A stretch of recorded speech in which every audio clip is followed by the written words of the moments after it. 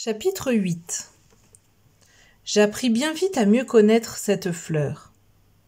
Il y avait toujours eu, sur la planète du Petit Prince, des fleurs très simples, ornées d'un seul rang de pétales, et qui ne tenaient point de place, et qui ne dérangeaient personne. Elles apparaissaient un matin dans l'herbe, et puis elles s'éteignaient le soir.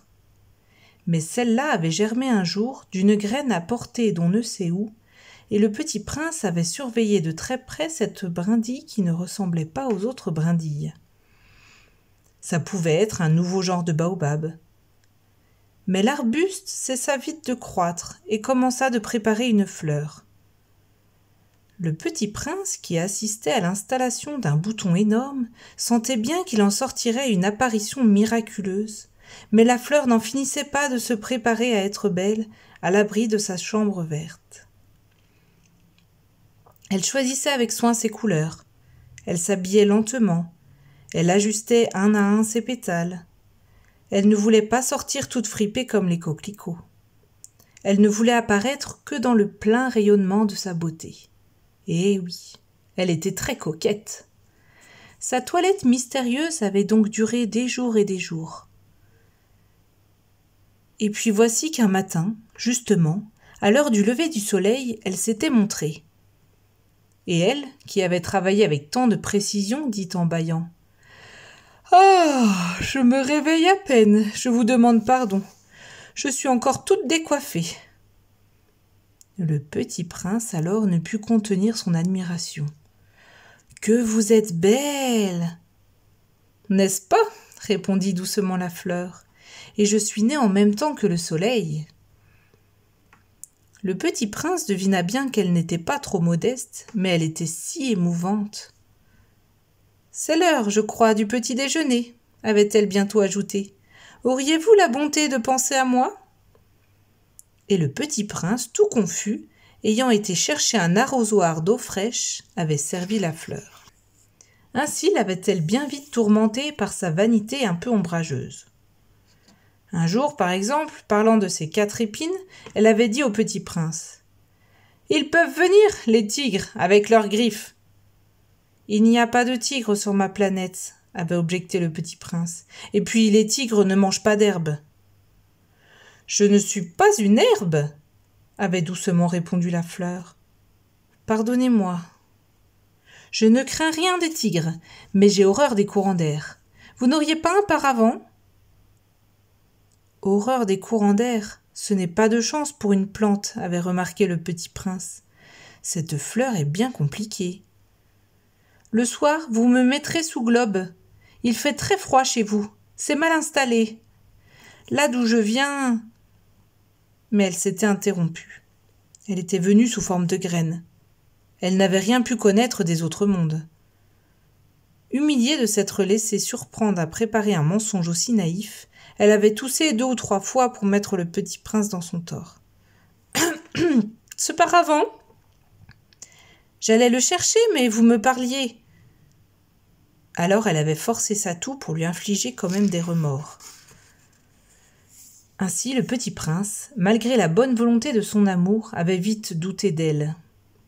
Il avait pris au sérieux des mots sans importance et était devenu très malheureux. « J'aurais dû ne pas l'écouter, » me confia-t-il un jour. « Il ne faut jamais écouter les fleurs. Il faut les regarder et les respirer. La mienne embaumait ma planète, mais je ne savais pas m'en réjouir. Cette histoire de griffes qui m'avait tellement agacée eût dû m'attendrir. » Il me confia encore. « Je n'ai alors rien su comprendre. J'aurais dû la juger sur les actes et non sur les mots. Elle m'embaumait et m'éclairait. Je n'aurais jamais dû m'enfuir. J'aurais dû deviner sa tendresse derrière ses pauvres ruses. Les fleurs sont si contradictoires. Mais j'étais trop jeune pour savoir l'aimer. » Chapitre 9. Je crois qu'il profita, pour son évasion, d'une migration d'oiseaux sauvages. Au matin du départ, il mit sa planète bien en ordre. Il ramena soigneusement ses volcans en activité. Il possédait 2 volcans en activité. Et c'était bien commode pour faire chauffer le petit déjeuner du matin. Il possédait aussi un volcan éteint. Mais comme il disait, on ne sait jamais. Il ramonna donc également le volcan éteint. S'ils sont bien ramonés, les volcans brûlent doucement et régulièrement, sans éruption. Les éruptions volcaniques sont comme des feux de cheminée. Évidemment, sur notre Terre, nous sommes beaucoup trop petits pour ramoner nos volcans. C'est pourquoi ils nous causent des tas d'ennuis. Le petit prince arracha aussi, avec un peu de mélancolie, les dernières pousses de baobab. Il croyait ne jamais devoir revenir. Mais tous ces travaux familiers lui parurent ce matin-là extrêmement doux. Et, quand il arrosa une dernière fois la fleur et se prépara à la mettre à l'abri sous son globe, il se découvrit l'envie de pleurer. « Adieu, dit-il à la fleur. » Mais elle ne lui répondit pas. « Adieu, répéta-t-il. » La fleur toussa, mais ce n'était pas à cause de son rhume. « J'ai été sotte, lui dit-elle enfin. Je te demande pardon. Tâche d'être heureux. » Il fut surpris par l'absence de reproche. Il restait là tout déconcerté, le globe en l'air. Il ne comprenait pas cette douceur calme. « Mais oui, je t'aime, lui dit la fleur. Tu n'en as rien su, par ma faute. Cela n'a aucune importance. Mais tu as été aussi sot que moi. Tâche d'être heureux. Laisse ce globe tranquille, je n'en veux plus. Mais le vent, je ne suis pas si enrhumée que ça. L'air frais de la nuit me fera du bien. Je suis une fleur. Mais les bêtes, il faut bien que je supporte 2 ou 3 chenilles si je veux connaître les papillons. Il paraît que c'est tellement beau. Sinon, qui me rendra visite? Tu seras loin, toi. Quant aux grosses bêtes, je ne crains rien, j'ai mes griffes. Et elle montrait naïvement ses 4 épines. Puis elle ajouta : « Ne traîne pas comme ça, c'est agaçant. Tu as décidé de partir, va-t'en. » Car elle ne voulait pas qu'il la vît pleurer. C'était une fleur tellement orgueilleuse. Chapitre 10. Il se trouvait dans la région des astéroïdes 325, 326, 327, 328, 329 et 330. Il commença donc par les visiter pour y chercher une occupation et pour s'instruire. Le premier était habité par un roi. Le roi siégeait, habillé de pourpre et d'hermine, sur un trône très simple et cependant majestueux. « Ah, voilà un sujet !» s'écria le roi quand il aperçut le petit prince. Et le petit prince se demanda : « Comment peut-il me reconnaître puisqu'il ne m'a encore jamais vu ?» Il ne savait pas que, pour les rois, le monde est très simplifié. Tous les hommes sont des sujets. « Approche-toi, que je te voie mieux, » lui dit le roi qui était tout fier d'être enfin roi pour quelqu'un. Le petit prince chercha des yeux où s'asseoir, mais la planète était tout encombrée par le magnifique manteau d'hermine. Il resta donc debout, et comme il était fatigué, il bâilla. « Il est contraire à l'étiquette de bâiller en présence d'un roi, » lui dit le monarque. « Je te l'interdis. » « Je ne peux pas m'en empêcher, » répondit le petit prince tout confus. « J'ai fait un long voyage et je n'ai pas dormi. » « Alors, lui dit le roi, je t'ordonne de bâiller. Je n'ai vu personne bâiller depuis des années. Les bâillements sont pour moi des curiosités. Allons, bâille encore, c'est un ordre. » « Ça m'intimide, je ne peux plus, » fit le petit prince tout rougissant. « Répondit le roi.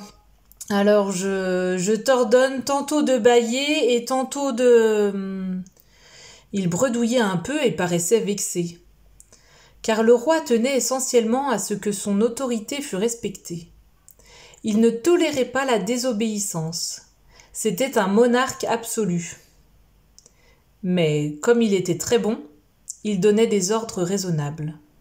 « Si j'ordonnais, disait-il couramment, si j'ordonnais à un général de se changer en oiseau de mer, et si le général n'obéissait pas, ce ne serait pas la faute du général, ce serait ma faute.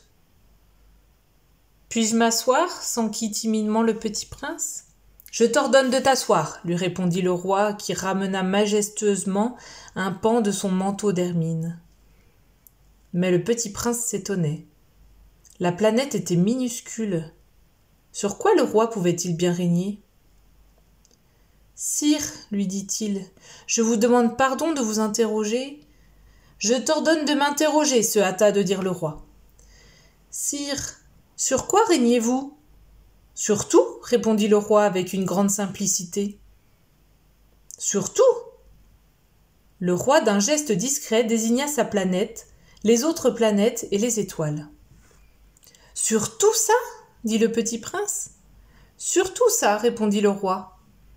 Car non seulement c'était un monarque absolu, mais c'était un monarque universel. Et les étoiles vous obéissent ? Bien sûr, lui dit le roi. Elles obéissent aussitôt. Je ne tolère pas l'indiscipline. Un tel pouvoir émerveilla le petit prince. S'il l'avait détenu lui-même, il aurait pu assister, non pas à 44, mais à 72, ou même à 100, ou même à 200 couchers de soleil dans la même journée, sans avoir jamais à tirer sa chaise.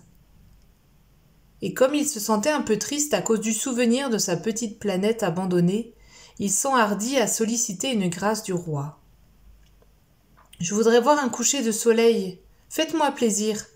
Ordonnez au soleil de se coucher. » Si j'ordonnais à un général de voler d'une fleur à l'autre à la façon d'un papillon, ou d'écrire une tragédie, ou de se changer en oiseau de mer, et si le général n'exécutait pas l'ordre reçu, qui de lui ou de moi serait dans son tort ? Ce serait vous, dit fermement le petit prince. Exact. Il faut exiger de chacun ce que chacun peut donner, reprit le roi. L'autorité repose d'abord sur la raison. Si tu ordonnes à ton peuple d'aller se jeter à la mer, il fera la révolution.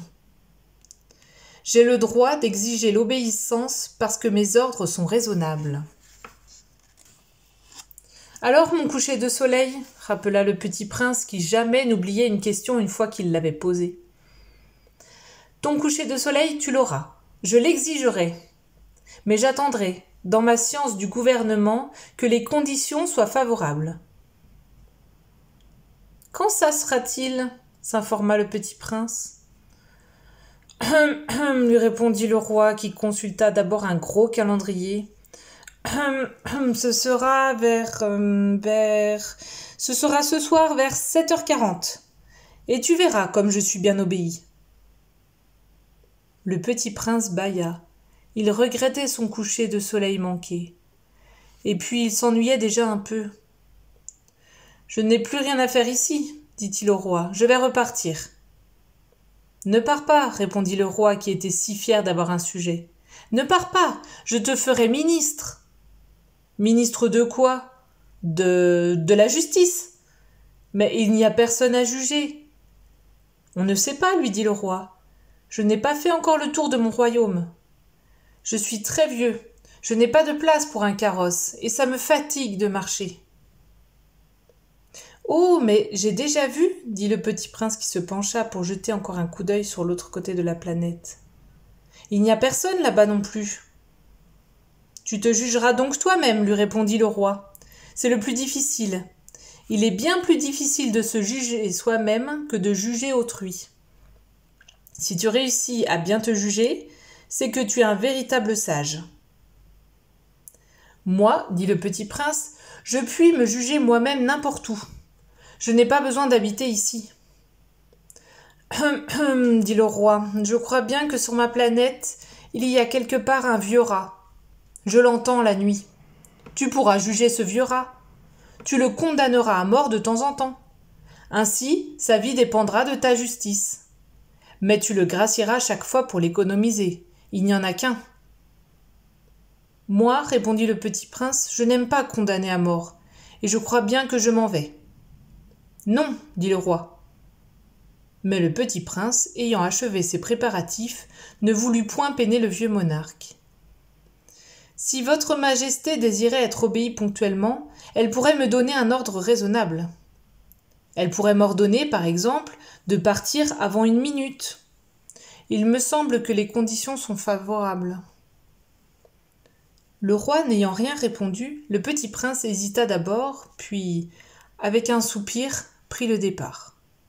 « Je te fais mon ambassadeur !» se hâta alors de crier le roi. Il avait un grand air d'autorité. « Les grandes personnes sont bien étranges, » se dit le petit prince en lui-même durant son voyage.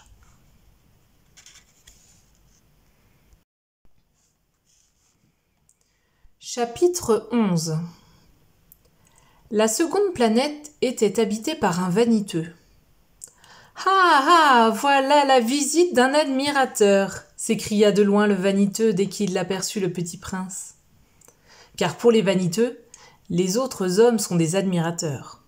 « Bonjour, dit le petit prince, vous avez un drôle de chapeau. »« C'est pour saluer, lui répondit le vaniteux. C'est pour saluer quand on m'acclame. Malheureusement, il ne passe jamais personne par ici. »« Ah oui ?» dit le petit prince qui ne comprit pas. « Frappe tes mains l'une contre l'autre, conseilla donc le vaniteux. Le petit prince frappa ses mains l'une contre l'autre. Le vaniteux salua modestement en soulevant son chapeau. « Ça, c'est plus amusant que la visite au roi, » se dit en lui-même le petit prince. Et il recommença de frapper ses mains l'une contre l'autre. Le vaniteux recommença de saluer en soulevant son chapeau. Après 5 minutes d'exercice, le petit prince se fatigua de la monotonie du jeu. « Et pour que le chapeau tombe, demanda-t-il, que faut-il faire ?» Mais le vaniteux ne l'entendit pas. Les vaniteux n'entendent jamais que les louanges. « Est-ce que tu m'admires vraiment beaucoup ?» demanda-t-il au petit prince. « Qu'est-ce que signifie admirer ?» Admirer signifie reconnaître que je suis l'homme le plus beau, le mieux habillé, le plus riche et le plus intelligent de la planète. Mais tu es seul sur ta planète. Fais-moi ce plaisir, admire-moi quand même. Je t'admire, dit le petit prince en haussant un peu les épaules, mais en quoi cela peut-il bien t'intéresser ? Et le petit prince s'en fut. Les grandes personnes sont décidément bien bizarres, se dit-il simplement lui-même durant son voyage.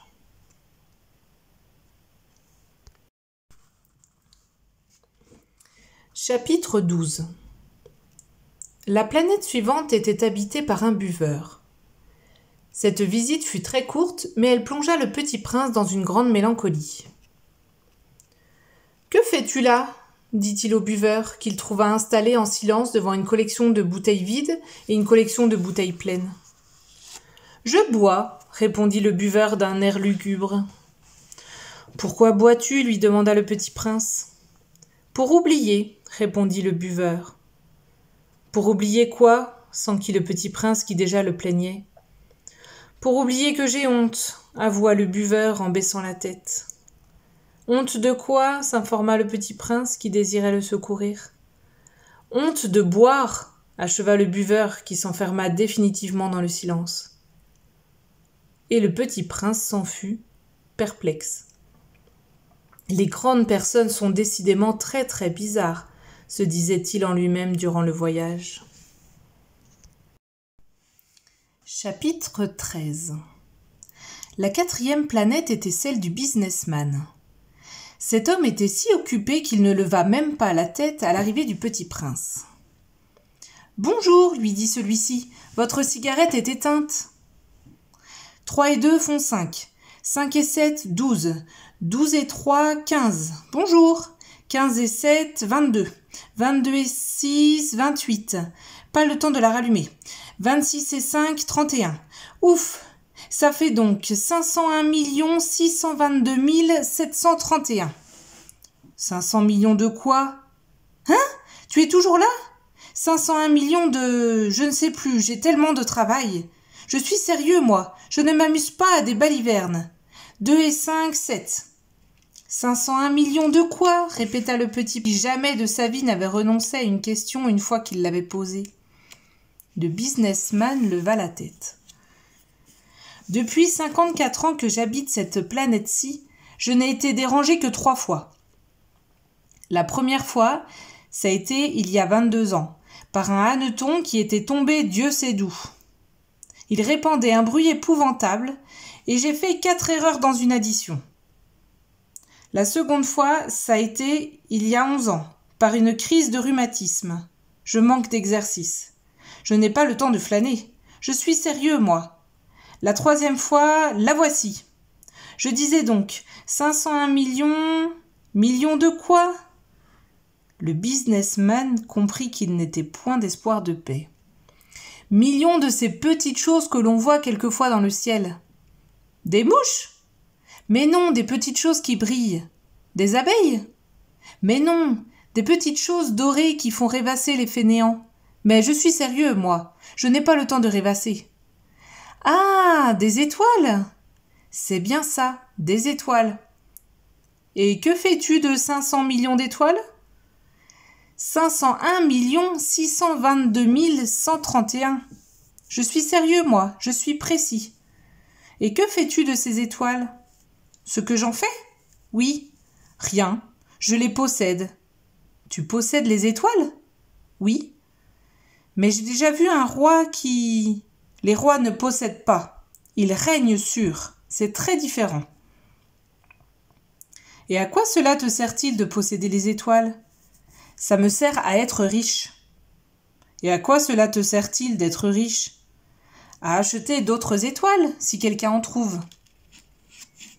Celui-là, se dit en lui-même le petit prince, il raisonne un peu comme mon ivrogne. Cependant, il posa encore des questions. Comment peut-on posséder les étoiles ? À qui sont-elles ? Riposta grincheux le businessman. Je ne sais pas, à personne. Alors elles sont à moi, car j'y ai pensé le premier. Ça suffit ? Bien sûr. Quand tu trouves un diamant qui n'est à personne, il est à toi. Quand tu trouves une île qui n'est à personne, elle est à toi. Quand tu as une idée le premier, tu l'as fait breveter, elle est à toi. Et moi, je possède les étoiles, puisque jamais personne avant moi n'a songé à les posséder. Ça, c'est vrai, dit le petit prince. Et qu'en fais-tu ? Je les gère. Je les compte et je les recompte, dit le businessman. C'est difficile, mais je suis un homme sérieux. Le petit prince n'était pas satisfait encore. Moi, si je possède un foulard, je puis le mettre autour de mon cou et l'emporter. Moi, si je possède une fleur, je puis cueillir ma fleur et l'emporter. Mais tu ne peux pas cueillir les étoiles. Non, mais je puis les placer en banque. Qu'est-ce que ça veut dire ? Ça veut dire que j'écris sur un petit papier le nombre de mes étoiles. Et puis j'enferme à clé ce petit papier-là dans un tiroir. Et c'est tout ? Ça suffit. C'est amusant, pensa le petit prince. C'est assez poétique, mais ce n'est pas très sérieux. Le petit prince avait sur les choses sérieuses des idées très différentes des idées des grandes personnes. Moi, dit-il encore, je possède une fleur que j'arrose tous les jours. Je possède 3 volcans que je ramone toutes les semaines, car je ramone aussi celui qui est éteint. On ne sait jamais. C'est utile à mes volcans, et c'est utile à ma fleur que je les possède. Mais tu n'es pas utile aux étoiles.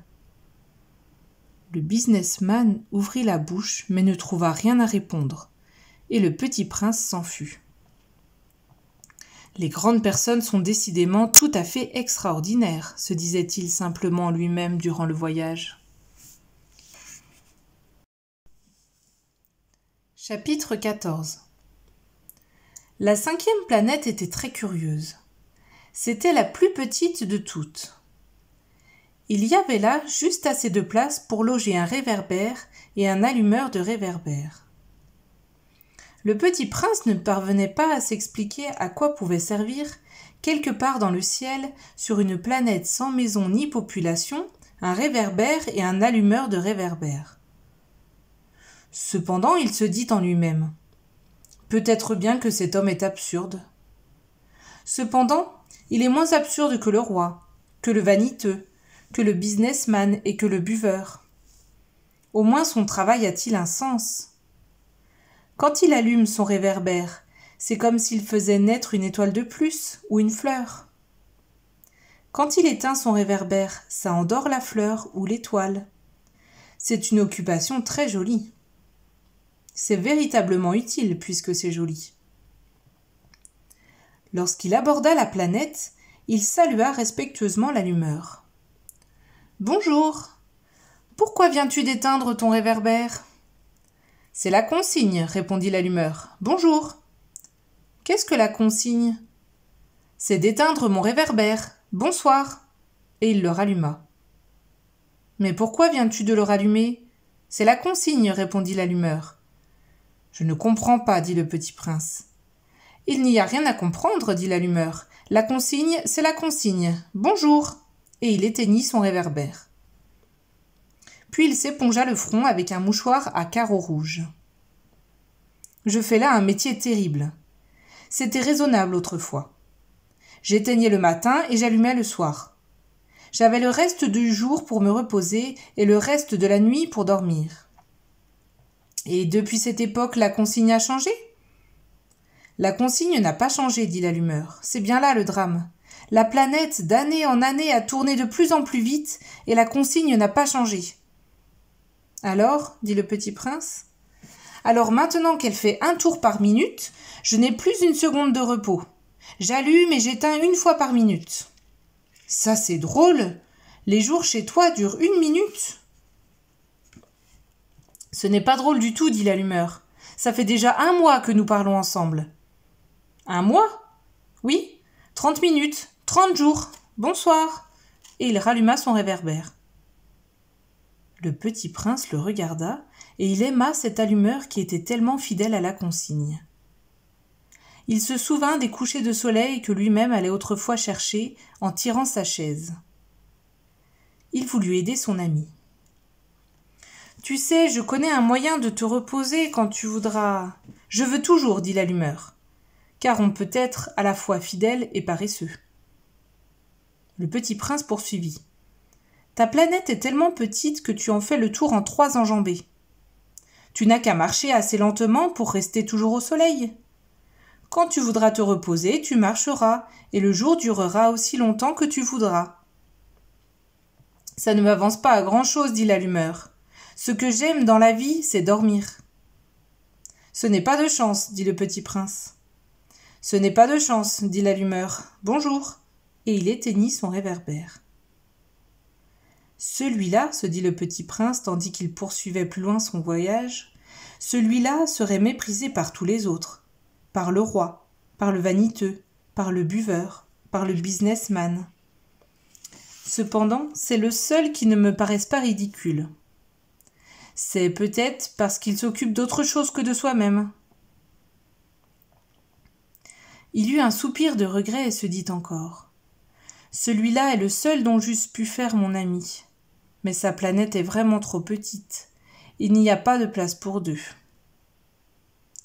Ce que le petit prince n'osait pas s'avouer, c'est qu'il regrettait cette planète bénie à cause surtout des 1440 couchers de soleil par 24 heures.